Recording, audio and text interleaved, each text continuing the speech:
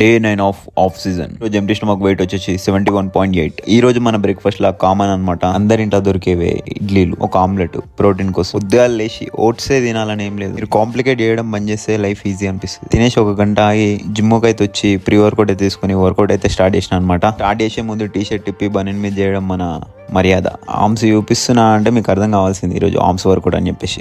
మన బైసెప్కి ఒక 3 వేరియేషన్లు, ట్రైసెప్కి ఒక 3 వేరియేషన్లు వేసిన తర్వాత ట్రైసెప్ పంపు చూడండి కట్టేసుకొని కొట్టినట్టు ఉబ్బింది. మన ట్రైసెప్ లాంగ్ హెడ్ పెంచుకోవడానికి నాకు ఉపయోగపడ్డ ఎక్సర్సైజ్ వచ్చేసి ట్రైసెప్ ఎక్స్టెన్షన్. మీరు కూడా ట్రై చేయండి ఖచ్చితంగా. హెవీ వెయిట్స్ చూడకండి, మైండ్ మజిల్ కనెక్షన్ పెంచుకోండి. మీరు చూసుకోవచ్చు ఆర్మ్స్ వర్కౌట్ మొత్తం అయిపోయిన తర్వాత ఓవరాల్ పంపు వర్కౌట్ తర్వాత ఒక 30 minutes అయితే కార్డియో చేసిన, అట్లనే 4 arms చేసిన, యాప్స్ కూడా చేసిన, కానీ షూట్ చేయలేదు. మన పోస్ట్ వర్కౌట్ మీల్ వచ్చేసి ఇంట్లో నిన్న చికెన్, మన చికెన్ ఆమ్లెట్, పచ్చి పులుసు, రైస్. ఎట్లుంటది మళ్ళీ ఒక 4 hours తర్వాత మళ్ళీ ఇంకో మీల్ అయితే కుక్ చేసుకుంటున్నా. మీకే అది నాకు కూడా మస్తు ఇబ్బంది అవుతుంది. మీల్స్ అన్ని కంప్లీట్ చేయాలి. కటింగ్ లో ఉన్నప్పుడు తినబుద్ధి కాదు, కటింగ్ లో ఉన్నప్పుడు తిందామన్నా దొరకదు. దీని